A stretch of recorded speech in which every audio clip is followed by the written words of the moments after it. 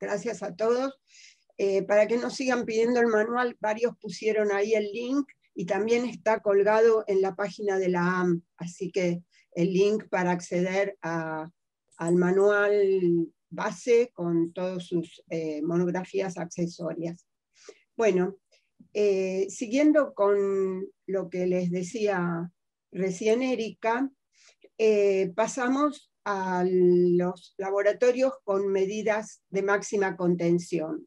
Esto sería lo que equivalente a lo que antes se llamaba un laboratorio de tipo 4. Y en estos son instalaciones raras, no hay demasiadas en general, y tienen dos modelos posibles. Uno que tiene una línea donde se colocan en serie distintas cabinas de seguridad biológica de clase 3, o sea, las llamadas cajas de guantes, donde el operador no tiene contacto con el material, porque el mismo equipo ya tiene unos guantes, donde igual mete sus manos enguantadas, para trabajar adentro, y están conectadas en serie, generalmente con una zona de acceso, un autoclave de salida, y a su vez pueden estar conectadas varias cabinas en ese sistema. O bien en operadores que están con trajes presurizados, con presión negativa en el traje, y el laboratorio, o sea, el ambiente, está con presión negativa, y en ese caso trabajan con cabinas de seguridad biológica de clase 2. Fuera de este modelo, por supuesto, todas las medidas que vienen siendo ya descritas van a ser iguales, pero se cumplen todas las anteriores, pero ahora van a ser más estrictas. Más estrictas, bueno, las prácticas y procedimientos operacionales tienen que estar bien estudiados y el personal bien capacitado para llevarlos a cabo, bien entrenado. El diseño del laboratorio para que la circulación sea más eficiente, para poder tener un buen funcionamiento. En este caso también la parte de ventilación es sumamente importante. Tiene que estar muy bien estipulada en la recepción y el almacenamiento de las muestras. La descontaminación, que en este caso va a tener que ser más exhaustiva, incluso de efluentes, o si el personal que se va a tener que duchar, todas las aguas que salen de esas medidas de higiene. La gestión de residuos, que siempre tiene que tener un tratamiento de descontaminación in situ antes de los descartes, los elementos de protección personal que van a ser más sofisticados, como decíamos, por ejemplo, los trajes de presión, trajes presurizados, o otro tipo de equipos de protección personal más sofisticados, el equipamiento, que también será más de mayor seguridad y que tendrá que tener controles y seguimiento estricto para evitar escapes, tener bien organizada la respuesta a emergencias o incidentes, y nuevamente el tema de la salud ocupacional, donde probablemente en este tipo de instalaciones se va a trabajar o con grandes volúmenes de agentes de riesgo intermedio, o con con agentes de un riesgo importante, por lo cual el seguimiento de la salud del personal tiene que ser hecho con mucho cuidado. La siguiente parte de capítulo, sección, lo llaman en el manual, se refiere a la transferencia y transporte de materiales. Esto no tiene demasiadas novedades respecto de lo que se aparecía en el manual anterior, pero plantea el transporte dentro del mismo laboratorio, de un lugar a otro, como una etapa donde, bueno, siempre tenemos el recipiente primario, el secundario, las características que tienen que tener, los cuidados que hay que tener. Se describe en esta sección, está bastante descrito cómo tienen que ser hechos los cuidados que hay que tener, las rotulaciones, evitar que se chorreen, etc. Y lo que hay novedoso es que plantea que muchas clínicas y sanatorios tienen el traslado cuando es dentro del edificio, en vez de que sea manual, que se haga a través de tubos neumáticos, entonces plantea las precauciones que hacen falta. Luego describe también el transporte entre distintos edificios de una misma instalación, y por último, el traslado que se hace fuera de la instalación, donde ya hay que obedecer normas de transporte de sustancias infecciosas, de las cuales la norma básica viene dada siempre a través de la IATA y luego también a través de la OMS, de las regulaciones que da la Organización Mundial de la Salud, que las renueva cada 2 años. Ahora salió hace muy poco la guía para las regulaciones de transporte de sustancias infecciosas, que corresponde al 2021 y 2022. Y incluido con esta guía vienen las instrucciones de embalaje, ya que tienen una clasificación del tipo de material que se transporta de acuerdo a las pautas de la OMS en categoría A, categoría B, o libres. Disculpa, Susana, ¿podrás aumentar un poquito, ponerlo en presentación porque no se alcanza a ver bien? Perdón. Gracias. Disculpen, no me di cuenta. Gracias, Su. Entonces, acá en esta clasificación, tal como está planteada en el manual, se refiere a la clasificación de la Organización Mundial de la Salud, que nos da un procedimiento para decidir, de acuerdo si es un material exento, si es una categoría A o si es una categoría B, y en cada una de esas categorías hay unas instrucciones de embalaje específicas que no son diferentes de las que teníamos en la versión anterior del manual. Luego tenemos la sección 7, que sí es novedosa porque se refiere a la gestión del programa de bioseguridad. En esta parte se plantea un panorama de cómo tiene que estar organizado un programa de bioseguridad y cómo se tiene que gestionar a nivel de la institución, que va a depender de qué tipo de institución o organización sea la que tenemos, o sea, si es un laboratorio pequeño o si es una institución importante donde hay muchos laboratorios, es complejo, etcétera, pero lo que hace énfasis es que se basa en una cultura de la bioseguridad siempre. Y esto está definido como el conjunto de valores, creencias y patrones de conducta que se gestan en un ambiente de confianza por individuos que trabajan juntos para sostener o mejorar la mejor manera de trabajar de manera segura, prácticas seguras. Es muy importante que se tenga confianza mutua. Si no se puede basar en la confianza, esto no va a funcionar. Tiene que participar todo el personal de manera activa y además tiene que contar con un compromiso de la gerencia o autoridad.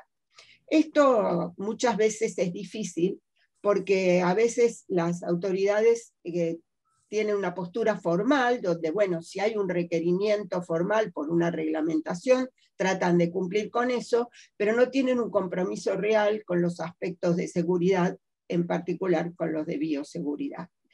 El hecho de tener ese compromiso o apoyo facilita muchísimo el funcionamiento del sistema y hace que todo el personal se comprometa también mejor.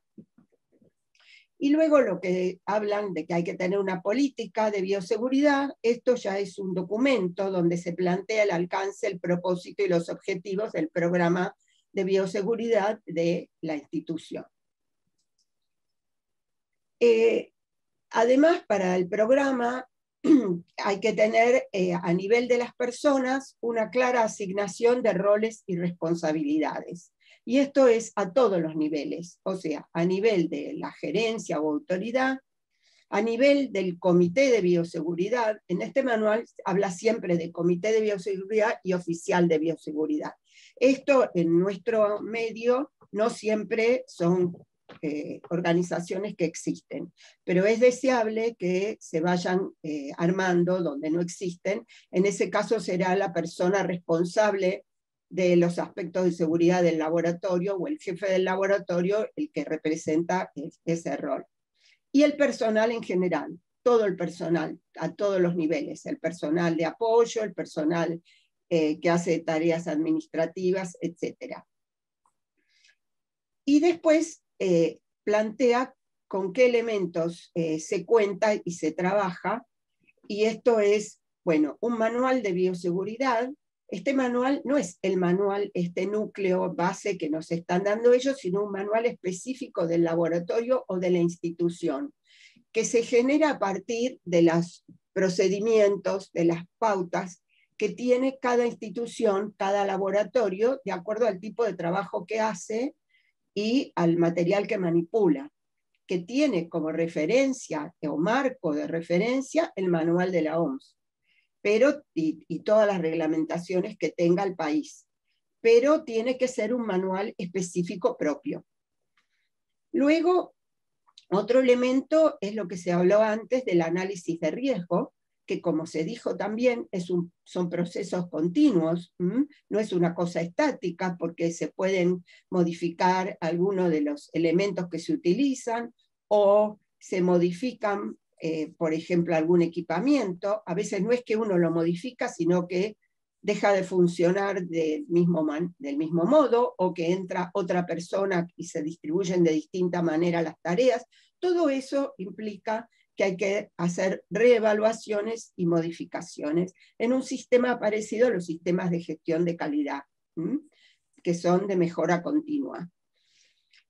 Hay que tener programas de apoyo, los programas de apoyo y planificaciones. En esto se incluyen los procedimientos operacionales estandarizados que todos tienen que tener para cada procedimiento que se lleva a cabo, para cada cosa que se hace, sea de laboratorio, sea administrativa, sea de higiene, lo que sea. Todos los registros que hay que tener, los inventarios, las comunicaciones que se difunden, etc. Todo esto funciona como apoyo para el programa de bioseguridad. Y por último, los informes que hay que hacer también con revisiones periódicas, como mencionó antes Erika, la investigación de los incidentes, las medidas correctivas que se han adoptado, o a veces sin que llegue a haber un incidente, se percibe de una posibilidad de algún problema y se plantea una medida correctiva, una modificación, también a través de auditorías que pueden ser internas o externas, etc. Y para esto también hay una monografía que refiere en forma más profunda este mismo tema.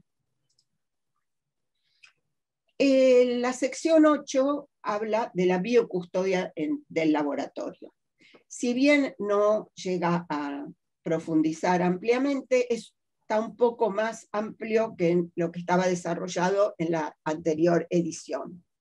Para aquellos que no estén informados, la biocustodia, que en el manual anterior, en la tercera edición, llamaba bioprotección, se refiere a las medidas de custodia institucional y personal para prevenir la pérdida, el robo, el uso malintencionado, la desviación o la liberación intencional de agentes biológicos que se manipulan en el laboratorio. O sea, es con una intención de generar algún tipo de daño. Para eso plantean cómo se hace el análisis de riesgo. En realidad se usa el mismo tipo de esquema que para la bioseguridad, que se refería a la liberación no intencional, pero en este caso hay que agregar controles como un control de inventario, controles de la información, controles de la seguridad física o patrimonial, controles del transporte. También hay que tener respuesta a emergencias o incidentes. Y acá aparece un tema que son los riesgos biológicos emergentes asociados a las nuevas tecnologías. Y acá, como nuevas tecnologías, algunas ya no son tan nuevas, pero tenemos la biología sintética, tenemos las técnicas actuales de edición genética, etcétera, donde pueden aparecer nuevos agentes biológicos modificados respecto de los que aparecen en la naturaleza, que puedan presentar características de riesgo diferentes a los naturales de los cuales se derivan o en los cuales se se basan para generarse. Después plantea algo de investigación de uso dual de interés. La investigación de uso dual es aquella que puede ser utilizada con dos objetivos diferentes. Uno, que puede ser con un fin benéfico, y otro que no sea benéfico. En ese caso se presta más atención y se considera que ese es un uso dual de interés, porque puede tener consecuencias. Y se insiste en que para poder generar un cuidado en este sentido de la biocustodia, es muy importante la generación de conciencia y la generación de códigos de conducta que se asocian a pautas de ética. Por último, el último capítulo o sección refiere a la supervisión nacional e internacional de la bioseguridad. Plantea que la bioseguridad y la biocustodia se asocian a la salud tanto humana como animal y ambiental, que esto en realidad es un planteo que está, probablemente lo mencionen después, María, en un criterio llamado One Health que tienen planteada hace rato la Organización Mundial de la Salud, que los laboratorios biomédicos son muy importantes para identificar, almacenar de manera segura y controlar los agentes biológicos, y que es importante que en cada país se establezcan medidas de control a través de políticas, de legislación, de regulaciones o de documentos guía, que deben ser flexibles para que los laboratorios puedan funcionar, aunque tengan un marco regulatorio que tenga un control, y que estas medidas deben estar basadas en los análisis de riesgo, o que su aplicación tiene que estar basada en eso. La situación regulatoria es muy diferente en distintos países. Nosotros no tenemos una ley de bioseguridad o de biocustodia, pero sí tenemos algunas normas sobre algunos temas específicos, por ejemplo, gestión de residuos. Por ejemplo, después nos van a comentar alguna normativa que hay para el ámbito de veterinario. O sea, si bien no tenemos todo cubierto, tenemos algunos recursos para parte del trabajo que tenemos que hacer con esto. Lo que plantean es que se tienen que generar normativas también teniendo en cuenta el impacto en salud pública, pero también aspectos sociales y económicos, porque no es solamente la salud, como ya vimos ahora con el tema de la pandemia, y que en cada país hay características propias, como les decía antes Erika, respecto, por ejemplo, de si la presencia de un patógeno o de una patología es endémica o no es endémica, de los recursos y posibilidades que tienen, etc. Entonces el riesgo aceptable para una misma cosa puede no ser igual en distintos países. Se relacionan con los aspectos de salud y seguridad laboral, y que para basarse, para poder generar reglamentaciones o normas de cada país, se pueden utilizar iniciativas internacionales, que hay grupos de referencia o guías que nos pueden permitir generar pautas propias para el control de tanto bioseguridad como biocustodia, es decir, para la gestión del riesgo biológico, que es la manera en que se denomina esto hoy en día. Por otro lado, y esto es una contradicción, esto no es una contradicción mía, es lo que está planteado en el manual, dice que para desarrollar regulaciones de bioseguridad pueden utilizarse varios criterios, entre los cuales plantea, uno, la actividad a desarrollar, como por ejemplo el trabajo con ADN recombinante es un tipo de actividad. En otra parte del manual dice que hay que tratar de generar evaluaciones de riesgo con criterios que no sean específicos para una actividad.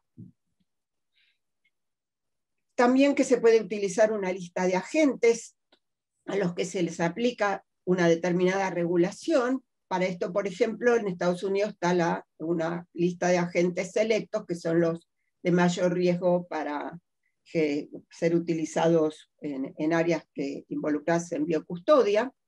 Y si no, plantea, también después de haber explicado que no van a utilizar más los grupos de riesgo, que se pueden considerar grupos de riesgo. Y de hecho en una de las monografías hay plantillas que se pueden utilizar para generar una hoja de seguridad de un agente biológico. Uno de los ítems es riesgo planteado como si pertenece a un grupo. Estas son algunas de las contradicciones que van a encontrar, pero bueno, tenemos que presentárselas porque están.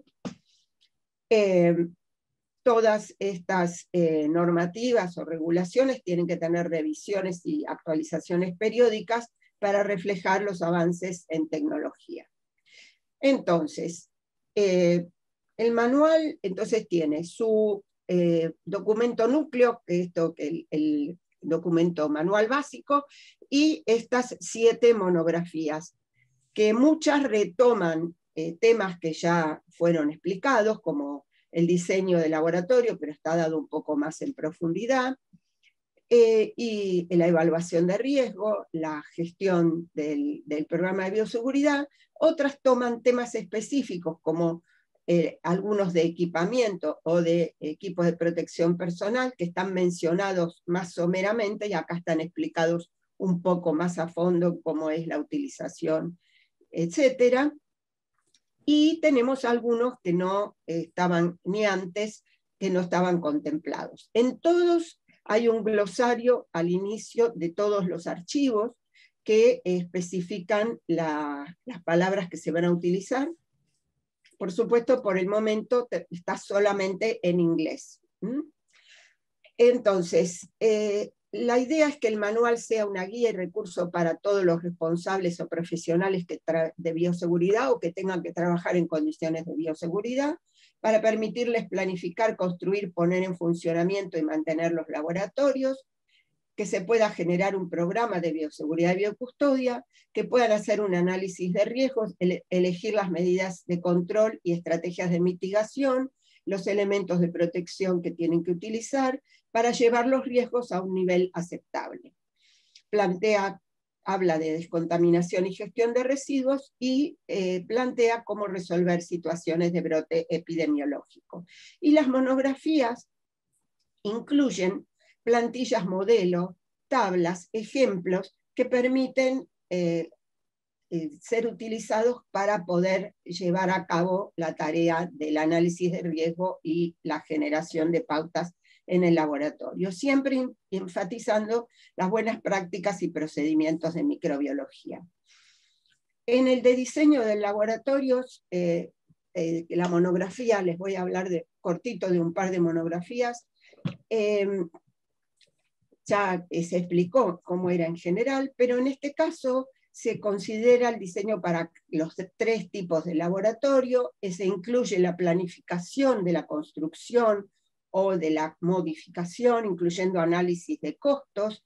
Lo que se plantea acá, además del análisis de riesgos, es, en base al análisis de riesgo y a la tarea que se va a hacer, un análisis de las necesidades, que va a definir el tipo de equipamiento y también la distribución que se va a dar para el diseño.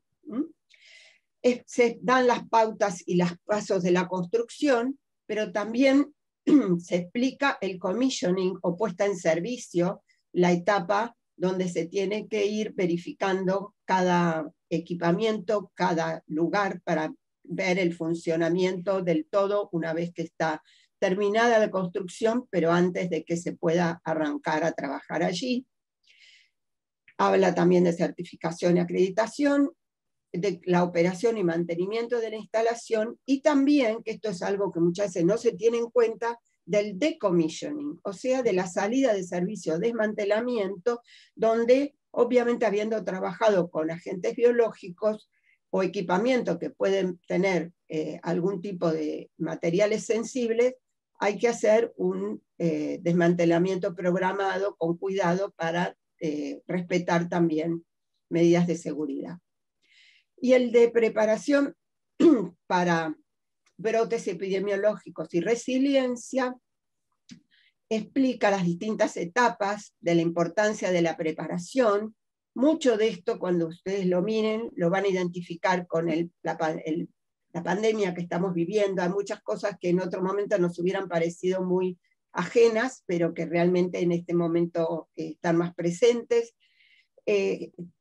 Plantea de nuevo el análisis de riesgo, el diseño de las instalaciones, pero como hemos hablado de flexibilidad, y ya hubo experiencia tanto en el caso de los brotes de ébola y también ahora con el COVID, laboratorios móviles, el equipamiento, la importancia del flujo de trabajo en el laboratorio, recalca nuevamente la competencia del personal que tiene una capacitación previa para la preparación y una específica una vez que se conoce si es que hay un agente que es nuevo. Hacer simulacros, esto es otro aspecto muy importante, estamos acostumbrados a los simulacros de evacuación, pero de la misma manera hay que hacer simulacros para situaciones de emergencia como puede ser un brote. La importancia de la recepción de muestras, el almacenamiento y el transporte, el procesamiento, dónde hacerlo, cómo hacerlo, la gestión de datos de pacientes, la respuesta a accidentes e incidentes, la biocustodia, porque si se trata de un brote, a lo mejor es un agente de riesgo, y qué se hace con ese material, cómo se archiva, cómo se guarda, dónde va a parar, los aspectos humanos, los miedos, estrés, etcétera, que suelen acompañar estas situaciones, la declaración del final del brote y las lecciones aprendidas para el futuro. Todo esto está mencionado en esta monografía.